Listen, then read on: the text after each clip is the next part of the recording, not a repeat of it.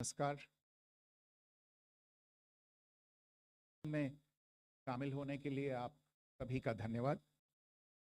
जैसा कि आप सभी जानते हैं, 22 अप्रैल 2025 को लश्कर ए तैयबा से संबंधित पाकिस्तानी और पाकिस्तान प्रशिक्षित आतंकवादियों ने भारत में जम्मू और कश्मीर के पहलगाम में भारतीय पर्यटकों पर बर्बरतापूर्ण हमला किया। 25 भारतीयों और एक नेपाली नागरिक को कायरतापूर्ण मौत के घाट उतार दिया गया। मुंबई के 26 नवंबर 2008 के हमलों के बाद यह भारत में हुई किसी आतंकवादी हमले में मारे गए आम नागरिकों की संख्या की दृष्टि से सबसे गंभीर घटना है। पहलगाम का हमला अत्यधिक बर्बरतापूर्ण था, जिसमें वहां मौजूद लोगों को करीब से और उनके परिवारों के सामने सिर पर गोली मारी गई। हत्या के इस तरीके से परिवार के सदस्यों को जानबूझकर आघात पहुंचाया गया। साथ ही उन्हें यह नसीहत भी दी गई कि वे वापस जाकर इस संदेश को पहुंचा दें। यह हमला स्पष्ट रूप से जम्मू और कश्मीर में बहाल हो रही सामान्य स्थिति को बाधित करने के उद्देश्य से किया गया था। चूंकि पर्यटन फिर से अर्थव्यवस्था का मुख्य आधार बन रहा था, इस हमले का मुख्य उद्देश्य इसे प्रतिकूल रूप से प्रभावित करना था। पिछले वर्ष आप सभी जानते हैं, 2.25 करोड़ से अधिक पर्यटक कश्मीर आए थे। इस हमले का मुख्य उद्देश्य इसलिए संभवतः यह था कि इस संघ राज्य क्षेत्र में विकास और प्रगति को नुकसान पहुंचाकर इसे पिछड़ा बनाए रखा जाए और पाकिस्तान से लगातार होने वाले सीमा पार आतंकवाद के लिए उपजाऊ जमीन बनाने में सहायता की जाए। हमले का यह तरीका जम्मू और कश्मीर और शेष राष्ट्र दोनों में सांप्रदायिक दंगे भड़काने के उद्देश्य से भी प्रेरित था। इसका श्रेय सरकार और भारत के सभी नागरिकों को दिया जाना चाहिए कि इन प्रयासों को विफल कर दिया गया।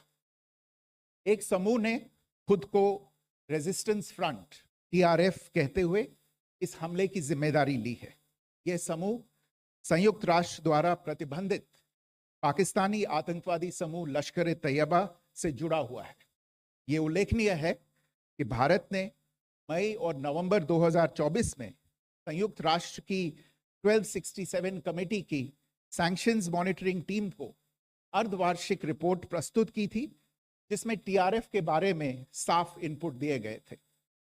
इससे पाकिस्तान स्थित आतंकवादी समूहों के लिए कवर के रूप में TRF की भूमिका सामने आई थी। इससे पहले भी दिसंबर 2023 में भारत ने इस टीम को लश्कर ए तैयबा और जैश ए मोहम्मद के बारे में सूचित किया था, जो TRF जैसे छोटे आतंकवादी समूहों के माध्यम से अपनी गतिविधियों को संचालित कर रहे हैं। इस संबंध में 25 अप्रैल को UN सिक्योरिटी काउंसिल प्रेस वक्तव्य में TRF के संदर्भ को हटाने के लिए पाकिस्तान के दबाव पर भी ध्यान दिया जाना चाहिए।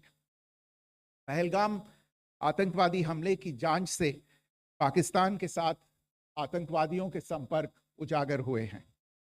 रेजिस्टेंस फ्रंट द्वारा किए गए दावे और लश्कर ए तैयबा से ज्ञात सोशल मीडिया हैंडल द्वारा इसको रीपोस्ट किया जाना इसकी पुष्टि करता है। चश्मदीद गवाहों और विभिन्न जांच एजेंसियों को उपलब्ध अन्य सूचनाओं के आधार पर हमलावरों की पहचान भी हुई है। हमारी इंटेलिजेंस ने इस टीम के योजनाकारों और उनके समर्थकों की जानकारी जुटाई है। इस हमले की रूपरेखा भारत में सीमा पार आतंकवाद को अंजाम देने के पाकिस्तान के लंबे ट्रैक रिकॉर्ड से भी जुड़ी हुई है, जिसके लिखित और स्पष्ट दस्तावेज उपलब्ध हैं। पाकिस्तान दुनिया भर में आतंकवादियों के लिए एक शरण स्थल के रूप में पहचान बना चुका है। यहाँ अंतर्राष्ट्रीय स्तर पर प्रतिबंधित आतंकवादी सजा पाने से बचे रहते हैं। इसके अलावा पाकिस्तान ने इस मुद्दे पर विश्व और फाइनेंशियल एक्शन टास्क फोर्स जैसे अंतर्राष्ट्रीय मंचों को जानबूझकर गुमराह करने के लिए भी जाना जाता है। साजिद मीर का मामला, जिसमें इस आतंकवादी को पाकिस्तान ने मृत घोषित कर दिया था और फिर अंतर्राष्ट्रीय दबाव के परिणाम स्वरूप वो जीवित पाया गया, इसका सबसे स्पष्ट उदाहरण है। ये स्वाभाविक है कि पहलगाम में हुए इस हमले से जम्मू और कश्मीर के साथ साथ भारत के अन्य भागों में भी आक्रोश देखा गया। हमलों के बाद भारत सरकार ने स्वाभाविक रूप से पाकिस्तान के साथ संबंधों को लेकर कुछ कदम उठाए। आप सभी उन निर्णयों से अवगत हैं जिसकी घोषणा 23 अप्रैल को की गई थी। तथापि यह आवश्यक समझा गया कि 22 अप्रैल के हमले के अपराधियों और उनके योजनाकारों को न्याय के कटघरे में लाया जाए। हमलों के एक पखवाड़े के बाद भी पाकिस्तान द्वारा अपने क्षेत्र या अपने नियंत्रण वाले क्षेत्रों में आतंकवादियों की इंफ्रास्ट्रक्चर के विरुद्ध कार्यवाही करने के लिए कोई स्पष्ट कदम नहीं उठाया गया है। उल्टे वो इनकार करने और आरोप लगाने में ही लिप्त रहा है। पाकिस्तान आधारित आतंकवादी मॉड्यूल्स पर हमारी खुफिया निगरानी ने संकेत दिया है कि भारत के विरुद्ध आगे भी हमले हो सकते हैं। अतः इनको रोकना और इनसे निपटना दोनों को बेहद आवश्यक समझा गया। आज सुबह, जैसा कि आपको ज्ञात होगा, भारत ने इस तरह के सीमा पार हमलों का जवाब देने और उन्हें रोकने तथा उनका प्रतिरोध करने के अपने अधिकार का प्रयोग किया है। ये कार्यवाही नपीतुली, नॉन एस्केलेटरी, आनुपातिक और जिम्मेदारीपूर्ण है। यह आतंकवाद की इंफ्रास्ट्रक्चर को समाप्त करने और भारत में भेजे जाने वाले संभावित आतंकवादियों को अक्षम बनाने पर केंद्रित है। आपको यह भी स्मरण होगा कि 25 अप्रैल 2025 को संयुक्त राष्ट्र सुरक्षा परिषद ने पहलगाम आतंकवादी हमले पर एक प्रेस वक्तव्य जारी किया था, जिसमें आतंकवाद के इस निंदनीय कार्य के अपराधियों, आयोजकों, फाइनेंसरों और प्रायोजकों को जवाबदेह ठहराने और उन्हें न्याय के दायरे में लाने की आवश्यकता पर जोर दिया गया था। भारत की आज की इस कार्यवाही को इसी संदर्भ में देखा जाना चाहिए। Morning. Thank you all for joining this briefing. As you are all aware, on April 22, 2025, Pakistani and Pakistan-trained terrorists belonging to the Lashkar-e-Taiba carried out a savage attack on Indian tourists at Pahalgam in Jammu and Kashmir in India. They murdered 26 people, including one national of Nepal, causing the largest number of civilian casualties in a terrorist attack in India since the 26 November 2008 attacks in Mumbai. The attack in Pahalgam was marked by extreme barbarity, with the victims mostly killed with headshots from close range and in front of their families. Family members were deliberately traumatized through the manner of the killing, accompanied by the exhortation that they should take back the message. The attack was clearly driven by the objective of undermining the normalcy returning to Jammu and Kashmir. In particular, it was designed to impact the mainstay of the economy, tourism, with a record 23 million tourists visiting the valley last year. The calculation, presumably, was that harming growth and development in the Union Territory would help keep it backward and create fertile ground for continued cross-border terrorism from Pakistan. The manner of the attack was also driven by an objective of provoking communal discord, both in Jammu and Kashmir and the rest of the nation.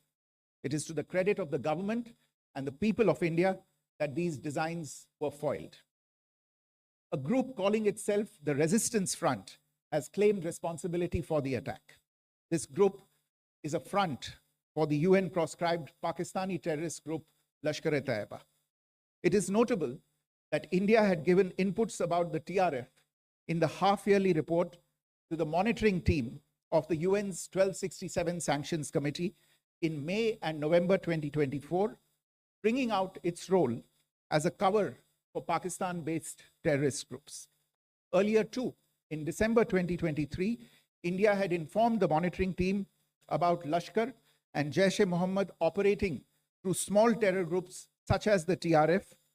Pakistan's pressure to remove references to TRF in the April 25 UN Security Council press statement is notable in this regard.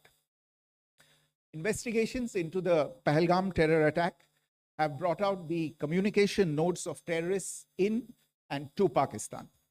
The claims made by the Resistance Front and their reposting by known social media handles of the Lashkar-e-Taiba speak for themselves.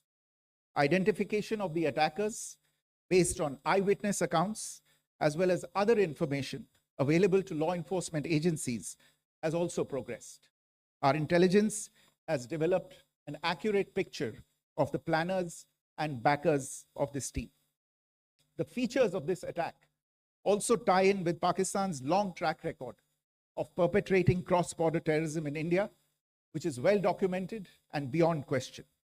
Pakistan also has a well-deserved reputation as a haven for terrorists from around the world, with internationally proscribed terrorists enjoying impunity there. In addition, Pakistan has been known to willfully mislead the world and international forums, such as the Financial Action Task Force, on this issue.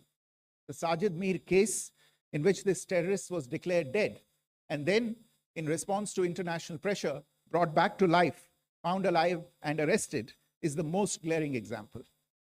The latest attack in Pahalgam has understandably generated deep anger in Jammu and Kashmir and in other parts of India. Following the attacks, the government of India naturally responded with a set of initial measures relating to our engagement with Pakistan. You're all aware of the decisions that were announced on the 23rd of April. However, it was deemed essential that the perpetrators and planners of the 22nd April attack be brought to justice. Despite a fortnight having passed since the attacks, there has been no demonstrable step from Pakistan to take action against the terrorist infrastructure on its territory or on territory under its control. Instead, all it has indulged in are denials and allegations. Our intelligence monitoring of Pakistan-based terrorist modules indicated that further attacks against India were impending. There was thus a compulsion both to deter and to preempt. Earlier this morning, as you would be aware, India exercised its right to respond and preempt as well as deter more such cross-border attacks. These actions were measured, non-escalatory, proportionate, and responsible. They focused on dismantling the terrorist infrastructure and disabling terrorists likely to be sent across to India. You would also recall that the Security Council on 25th April 2025 had issued a press statement on the Pahalgam terror attack, underlining, and I quote, the need to hold perpetrators, organizers, financiers, and sponsors of this reprehensible act of terrorism accountable and bring them to justice, unquote. India's latest actions should be seen in this context. Joining me for this briefing on our actions earlier this morning are Colonel Sophia Qureshi and Wing Commander Vyomika Singh. I will request them to share some details regarding Operation Sindoor with all of you.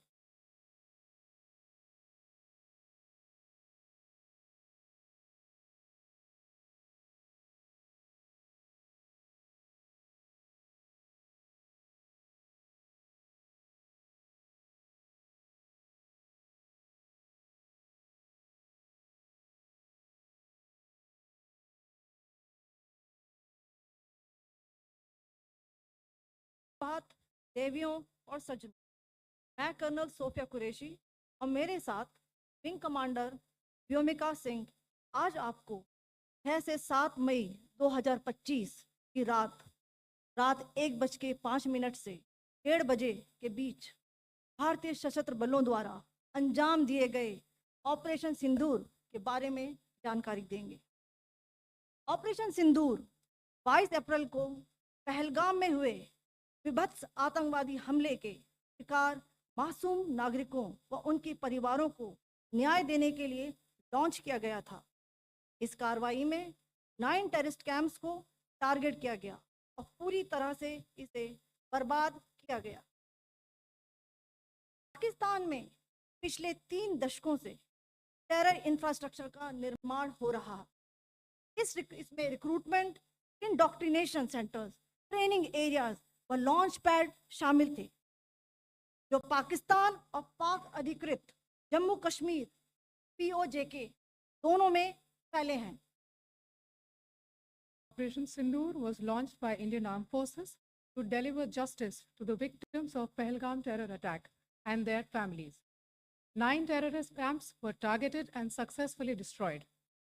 Over the last 3 decades, Pakistan has systematically built terror infrastructure.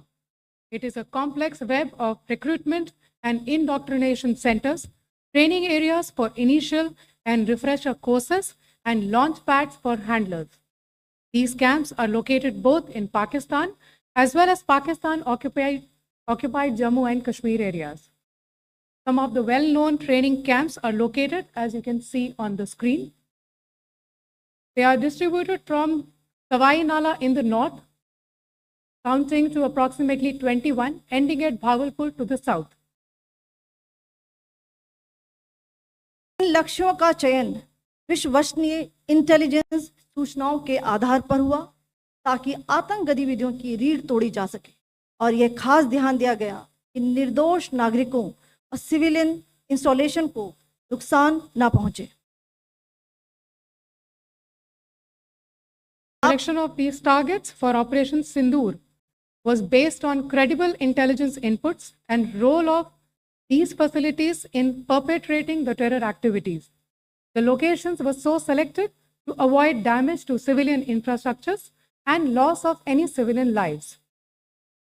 This was done with due diligence, and the camps selected for targeting and their engagement will now be shown to you one by one. POJK के targets मैं आपको बताना चाहूंगी। सबसे पहले सवाई नाला camp Muzaffarabad, जो कि POJK के लाइन ऑफ कंट्रोल से 30 किलोमीटर दूर है। यह एक लश्कर तौयबा का ट्रेनिंग सेंटर था। 20 अक्टूबर 2024 सोनमर्ग, 24 अक्टूबर 24 गुलमर्ग, 22 अप्रैल 2025 पहलगाम, इन हमलों के आतंकियों ने यहीं से प्रशिक्षण लिया था। सैयदना बिलाल कैंप जफराबाद, यह एक जैश-ए मोहम्मद का स्टेजिंग एरिया है। यह हथियार, विस्फोटक और जंगल सर्वाइवल ट्रेनिंग का केंद्र भी था। गुलपुर कैंप कोटली, यह LOC से 30 किलोमीटर दूर था। लश्कर तौयबा का बेस था, जो रजौरी पुंछ में सक्रिय था। 20 अप्रैल 2023 को पुंछ में और 9 जून 2024 को तीर्थ यात्रियों के बस हमले में यहीं से आतंकी को ट्रेन किया गया था।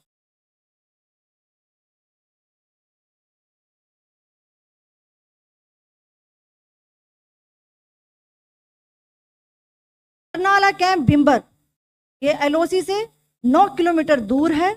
यहाँ पर हथियार, हैंडलिंग, IED व जंगल सर्वाइवल का प्रशिक्षण केंद्र था। अब्बास कैंप कोटली,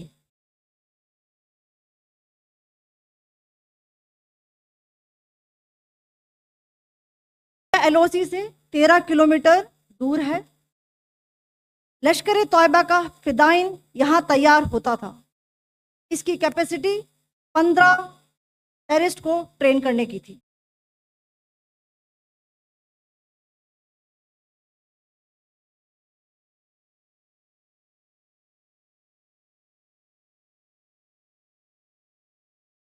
मैं पाकिस्तान के अंदर के टारगेट से अवगत कराना चाहूंगी। पहला, सर्जिकल कैंप सियालकोट अंतर्राष्ट्रीय सीमा से 6 किलोमीटर की दूरी पर है, सांबा कठवा के सामने।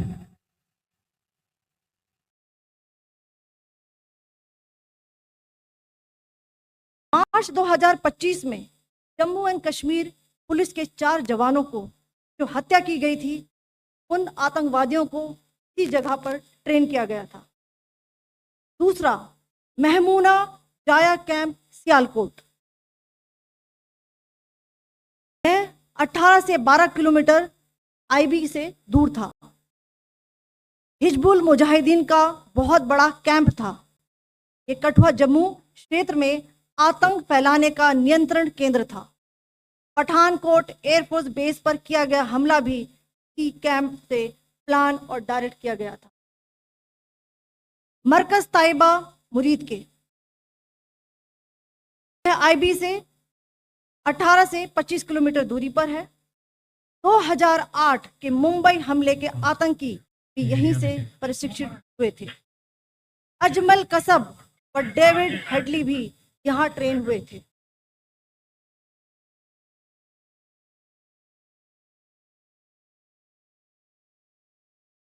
ये दूसरा आया।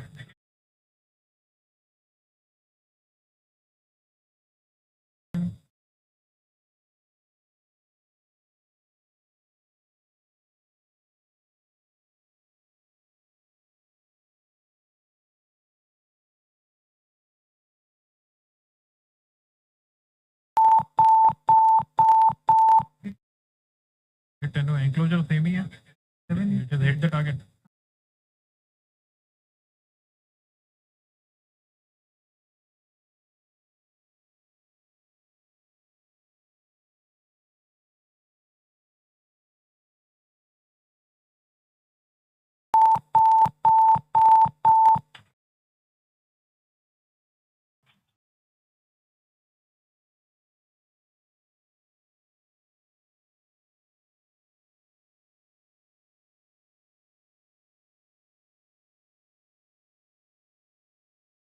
मरकज सुभान अल्लाह भावलपुर ये इंटरनेशनल बाउंड्री से 100 किलोमीटर दूर है। जैश ए मोहम्मद का मुख्यालय था। यहाँ पर रिक्रूटमेंट, ट्रेनिंग व इंडोक्ट्रिनेशन का केंद्र भी था। शीर्ष आतंकी अक्सर यहाँ आते थे। मैं आप सबको बताना चाहती हूँ कि किसी भी सैन्य ठिकाने का निशाना नहीं बनाया गया और अभी तक किसी तरह की नागरिक क्षति की रिपोर्ट नहीं है। धन्यवाद। जय Hind. Strike on the terror camps were undertaken through precision capability, as shown to you. A niche technology weapons with careful selection of warheads was ensured so that there will be no collateral damage. The point of impact in each of the target was a specific building or a group of buildings. All the targets were neutralized with clinical efficiency, and the results reiterate the professionalism of the Indian Armed Forces in the planning and execution of their operations. No military establishments were targeted. India has demonstrated considerable restraint in its response. However, it must be said that the Indian Armed Forces are fully prepared to respond to Pakistani misadventures, if any, that will escalate this situation. Jai Hind, and thank you very much. Ladies and gentlemen, friends in the media, I ask your indulgence today in view of the fact that this is still an evolving situation. We will therefore not be able to take questions and answers today, but we will come back for more updates and more briefings shortly. Thank you all very much for joining us this morning. Thank you.